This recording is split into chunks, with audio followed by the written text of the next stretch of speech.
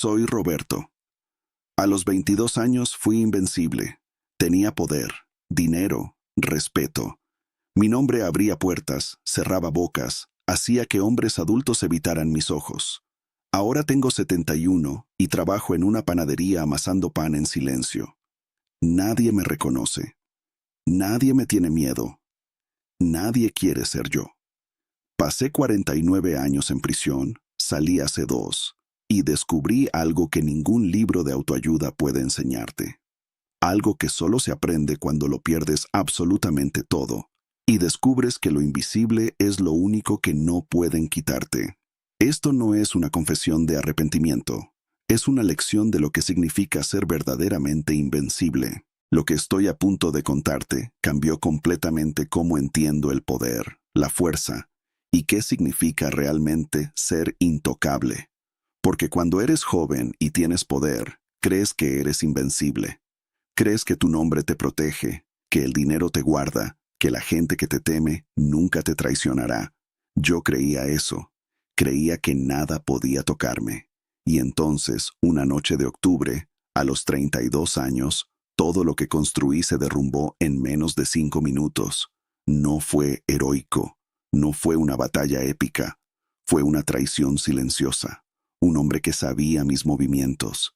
Una redada. Un auto oscuro. Y el fin de todo lo que pensé que era invencible. Pero déjame contarte quién fui primero. Yo era de La Cantera, Monterrey. Barrio obrero, calles de polvo y conflicto. Mi padre trabajaba en construcción. Mi madre, María Elena, vendía tamales en la madrugada.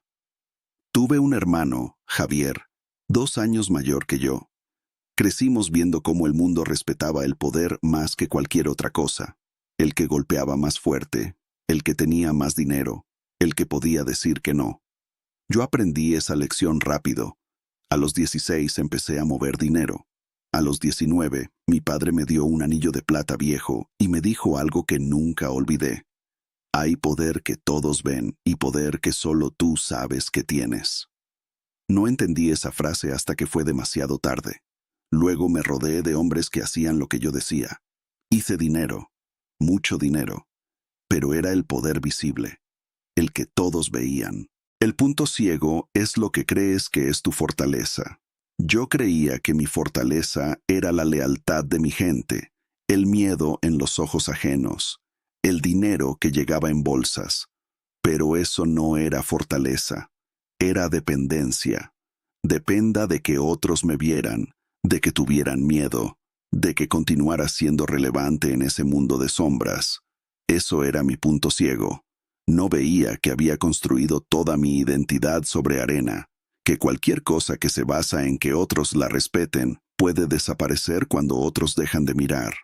Mi verdadera debilidad era que necesitaba ser visto. Necesitaba que mi nombre significara algo. Necesitaba que la gente dijera mi nombre con respeto. Eso, el tener que ser visto, es lo que te hace verdaderamente vulnerable. Pero yo no lo sabía. Déjame pintar el último día que fue normal. Un martes de octubre, 2004, las 7:35 de la mañana. Carmen, quien vivía conmigo en un apartamento en Nueva York, estaba en la cocina. Ella preparaba café.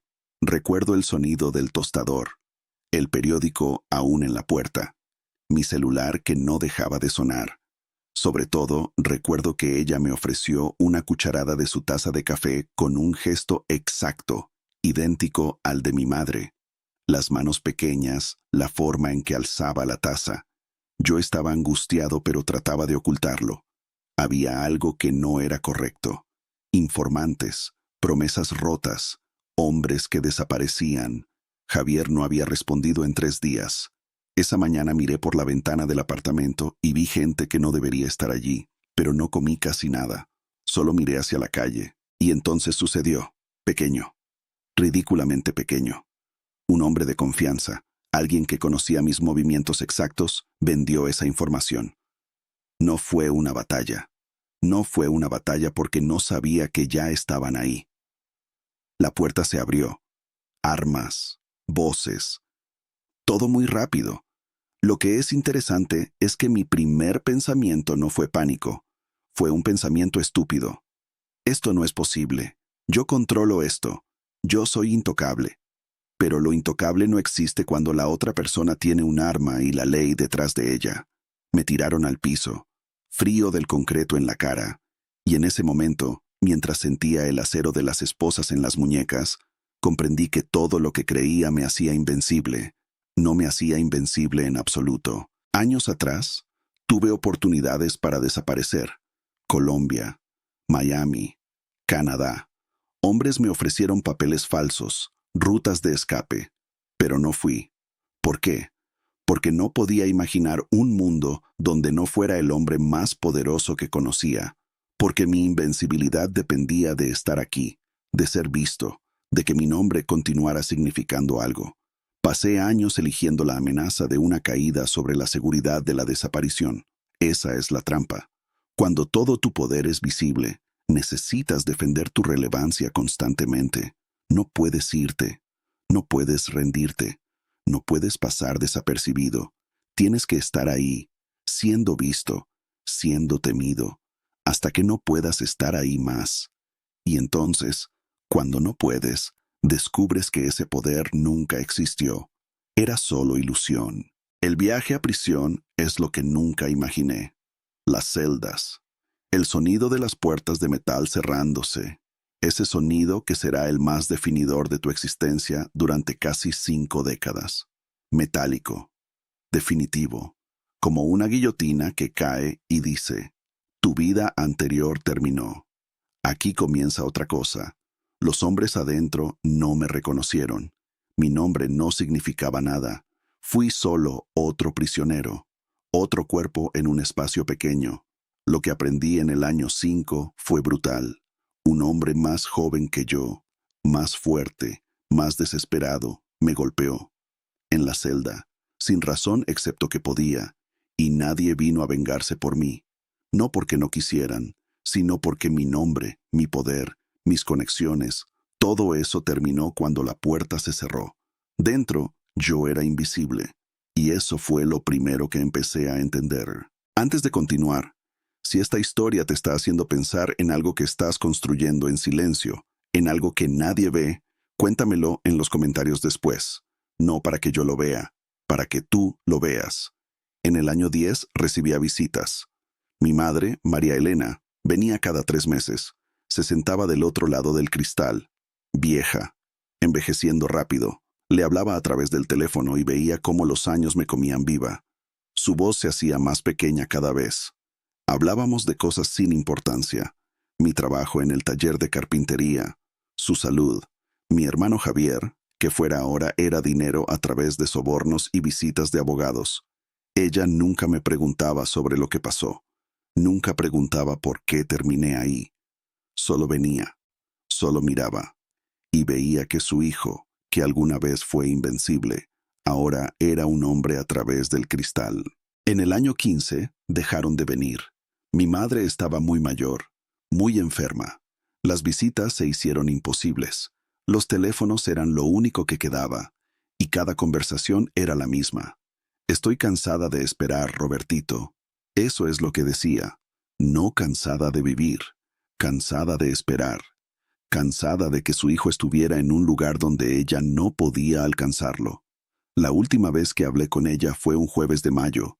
Ella me dijo que amaba cada cosa que había hecho en su vida, excepto verme convertido en esto. No dijo convertido en un criminal, dijo convertido en esto. Y 2 años después, sin que yo estuviera ahí, ella murió. El guardia me lo dijo cuando regresé a la celda. Simplemente me miró y asintió. No hay forma de prepararse para enterarse de que tu madre murió mientras estabas en una caja. El detalle que nunca se va es el tacto de su mano la última vez que la vi en persona. Aquella última visita en el año 10. Áspera, vieja, pequeña, cálida. Pasé la mano a través del cristal. No pude tocarla, pero veía mi mano del otro lado y su mano del otro lado, separadas. Ese es el detalle que permanece. La separación, no el drama. Solo la separación física que dice más que cualquier palabra. Ella murió sosteniendo la idea de que su hijo alguna vez fue invencible y ahora no era nada. Y eso es lo que carga un hombre. Mi hermano Javier dejó de venir en el año 20. Simplemente desapareció de mi vida. No por traición, por supervivencia. Seguía siendo un hombre en el mundo exterior que cuidaba su propia vida. Yo no lo culpo. Pero el silencio es más devastador que cualquier confrontación. Otros hombres que alguna vez fueron mis amigos desaparecieron también. La lealtad dura mientras dura el dinero. Cuando el dinero se acaba y desapareces, la lealtad se va con él. Esto no es una sorpresa cuando lo piensas después, cuando tienes 49 años para pensar en ello. Pero cuando sucede, cuando compruebes que cada relación que tenías se basaba completamente en tu relevancia, es cuando verdaderamente entiendes que no tenías relaciones, tenías transacciones. El peso de los años es extraño. No es peso físico, es peso de tiempo. Después de 50 años, tu cuerpo se convierte en algo que no reconoces. Las manos se vuelven nudosas, el cabello se vuelve blanco, tus ojos ven menos bien. Pero lo más extraño es que te acostumbras. Desayunas cada mañana a las 6. Trabajas en el taller de carpintería hasta el mediodía. Comes comida que sabe igual cada día. Regresas a tu celda. Lees. Duermes. Y al día siguiente haces lo mismo. Durante 49 años. El tiempo no pasa. El tiempo se acumula. Y descubres que la razón por la que el tiempo se acumula es porque no está ocurriendo nada nuevo. El hombre que eras cuando entraste, ese hombre que necesitaba ser visto, ese hombre se muere lentamente durante esos años y emerge algo nuevo. Durante el año 35 encontré un anillo. No, esperado. Estaba en mi celda desde el principio. El anillo que mi padre me había dado años atrás. Plata vieja, desgastada. Mi padre había muerto años antes, pero el anillo de alguna manera sobrevivió. Todos los guardias sabían que lo tenía, podían confiscarlo, pero nadie lo hizo, porque el anillo no tenía valor de mercado, no podía ser vendido, no podía ser comercializado. Era solo un pequeño anillo viejo que un padre le había dado a su hijo, y ese anillo se convirtió en la cosa más importante que poseía, porque era la única cosa que no dependía de que otros la vieran o la respetaran. Yo lo tocaba en las noches, y sabía exactamente quién era. El anillo no necesitaba que yo fuera temido. El anillo me conocía cuando me había completamente olvidado de mí mismo. La primera lección verdadera llegó en el año 9. Un día, un guardia muy joven, tal vez 23 años, vino con la lista de deberes. Me asignó a limpiar los pisos. Yo, un hombre que alguna vez controló territorios, ahora limpiaría los pisos. Mi primer instinto fue resistencia, pero algo había cambiado. Había aprendido que la resistencia gasta energía y que aquí, en este lugar, la energía es lo único que tienes. Empecé a limpiar los pisos, no como castigo, como trabajo, y descubrí algo extraño. Cuando limpias los pisos bien, los pisos quedan limpios. No necesita admiración, no necesita reconocimiento. El trabajo habla por sí solo. Pasé a limpiar mejor que cualquier otro. Los guardias lo notaron, pero eso no era el punto. El punto era que yo sabía que hacía buen trabajo, aunque nadie lo dijera. Esa es la lección. La verdadera fortaleza no pide ser validada. Existe independientemente de que alguien la vea. La segunda lección fue más profunda. En el año 16, después de que mi madre murió, me di cuenta de que ya no tenía a nadie a quien demostrarle nada. No había madre que admirara mi supervivencia. No había hermano que asegurara mi legado. No había amigos en el mundo que esperaran mi liberación. Estaba completamente solo. Pero en esa soledad descubrí algo paradójico. Estaba completo. Cuando no tienes a nadie para quien ser invencible, descubres quién eres cuando nadie está mirando. Eso es la paradoja. La prisión me quitó todo lo que creía que me hacía fuerte, y al quitarme eso me dio lo único que realmente importa: autenticidad, conocimiento de mí mismo, la capacidad de estar completamente solo y estar completamente bien. La paradoja es más extraña aún. La prisión es un lugar terrible. Quitó años de mi vida. Quitó la oportunidad de estar con mi madre. Quitó mi juventud, mi libertad, mi identidad. Pero me dio algo que la libertad nunca me había dado. Me dio tiempo. Tiempo infinito para pensar. Tiempo para leer. Tiempo para entender que el hombre que era a los 22 años era un hombre asustado que necesitaba poder para sentirse seguro. Que el hombre que fui a los 65, en una celda, sin poder, sin dinero, sin nombre, era un hombre en paz. La prisión destruyó el hombre asustado y permitió que emergiera un hombre tranquilo. Eso no es pedir lástima por la prisión. Es reconocer que incluso lo peor puede tener una lección si estás dispuesto a verla. Cuando salí hace 2 años, nadie sabía quién era. Ningún restaurante de lujo me convitaba. Ningún político me saludaba. Ninguna mujer coqueteaba conmigo por mi poder. Conseguí un trabajo en una panadería. Amasar pan. Llego a las 4 de la mañana. Trabajo hasta las 2 de la tarde. El panadero, un hombre llamado David, de 50 años, no sabe quién fui, y no me importa, porque he construido algo aquí que es real. He construido el hábito de trabajar sin necesidad de reconocimiento. He construido la capacidad de estar solo, sin miedo a estar solo. He construido una vida que no depende de que alguien sepa quién soy. Los 3 pasos son simples pero requieren una vida entera. Primero, deja de construir para ser visto. Segundo, construye tu carácter como si nadie lo viera jamás. Tercero, hazlo cada día, en silencio, durante años. Lo invisible es lo único que no pueden quitarte. Dije eso en mi primer día en libertad cuando David, el panadero, me preguntó si quería hablar sobre quién había sido. Le dije, no, quiero ser alguien diferente. Él asintió y nunca volvió a preguntar. Y eso fue hace 2 años. Todos los días amasamos pan juntos. No hablamos mucho, pero el pan es siempre bueno, porque está hecho con atención, con disciplina, con algo que nadie entiende pero que todos sienten cuando lo comen. Eso es lo invisible. No es poder, no es dinero, no es que otros digan tu nombre, es hacer algo bien, en silencio, mientras la vida continúa. Es tocar el anillo de plata bajo mi camisa y saber exactamente quién soy, aunque nadie más lo sepa. Pero tú no estás en una prisión. Tú tienes algo que yo no tuve. Tienes libertad. Tienes opciones. Tienes tiempo. Tienes la posibilidad de construir carácter cuando aún eres libre. Cuando aún tienes opciones. Cuando aún tienes gente a tu alrededor. Yo tuve que aprender eso con paredes grises alrededor y ninguna posibilidad de cambiar mi situación. Tú tienes todas las posibilidades. Entonces, la pregunta es, ¿qué estás haciendo que nadie ve? ¿Estás construyendo algo en silencio que sea verdaderamente tuyo? ¿O estás tan enfocado en ser visto que no te importa si lo que construyes es real? Porque esa es la diferencia. Yo construí poder que todos podían ver, y desapareció en una noche. Pero el hombre que construí en una celda, en silencio, durante 49 años, eso permanece. La verdadera invencibilidad es tan invisible que ni tú mismo sabrás que la tienes hasta que todo te sea arrebatado. Eso es lo que aprendí.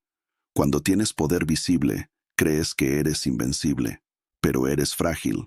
Cuando pierdes todo y descubres que aún existes, que aún tienes carácter, que aún sabes quién eres sin la validación de otros, entonces eres invencible, no porque tengas poder, sino porque nada de lo que pasa externamente puede afectar lo que construiste internamente. No necesito que me veas para saber que amaso pan bien. No necesito que reconozcas mi historia para saber quién soy. No necesito que me admires para estar en paz. Eso es invencibilidad verdadera. Lo que la mayoría no entiende es que están en una carrera que nunca termina. La carrera por ser visto, por tener más, por ser admirado, por ser respetado. Trabajan, hacen dinero, construyen estatus, y cada logro requiere el siguiente logro, porque siempre necesitan ser vistos como mejores, siempre necesitan más validación. Eso es una cárcel. Yo pasé 49 años en una celda real, pero muchos pasan toda una vida en una cárcel invisible que ellos mismos construyeron. La diferencia es que la mía tenía paredes de concreto. La de ellos tiene paredes de expectativa. Los dos son prisioneros, pero solo uno de ellos sabe que lo es. El imperativo es simple. Haz algo hoy que nadie vea. Algo difícil. Algo que requiera disciplina. Puede ser leer un libro que nadie sabrá que leíste. Puede ser hacer 100 flexiones sin contárselo a nadie. Puede ser trabajar en silencio en algo que sabes que importa, aunque nadie lo vea nunca. Hazlo una vez. Luego hazlo nuevamente mañana. Hazlo durante una semana. Luego durante un mes. Luego durante un año. Porque lo que descubrirás es que la satisfacción de hacerlo bien, en silencio, es más profunda que cualquier admiración externa. Que el conocimiento de ti mismo es más poderoso que el conocimiento que otros tienen de ti. Que eso que construyó en silencio es lo único que permanece cuando todo lo visible desaparece. Yo fui invencible a los 22. Ahora soy invisible. Y eso es lo mejor que me pasó. No porque sea sabio ahora, sino porque finalmente entiendo la diferencia. Mi invencibilidad anterior era una ilusión. Mi invisibilidad actual es real, porque voy a morir algún día. Y nadie en el mundo sabrá exactamente quién fui o qué construí en silencio. Pero yo lo sabré. Y ese conocimiento, ese saber quién eres cuando no hay testigos, eso es la única verdadera victoria que existe. Si esta historia te tocó algo adentro, comparte esto con alguien que necesite escuchar que la invisibilidad no es debilidad. No lo compartas como contenido, compártelo como un regalo. Cuéntame en los comentarios, ¿qué estás construyendo que nadie ve? Eso que mencionaste, eso es exactamente lo que importa. Dale like a este video porque es una forma de decir que entiendes lo que acabas de escuchar. Suscríbete al canal porque aquí extraemos la sabiduría de los que más perdieron. Y si quieres profundizar en esto, lee a Viktor Frankl. Él también pasó años en un lugar donde todo le fue arrebatado y descubrió lo invisible. Yo soy Roberto. Fui invencible a los 22. Ahora sé qué significa serlo de verdad. Lo invisible es lo único que no pueden quitarte.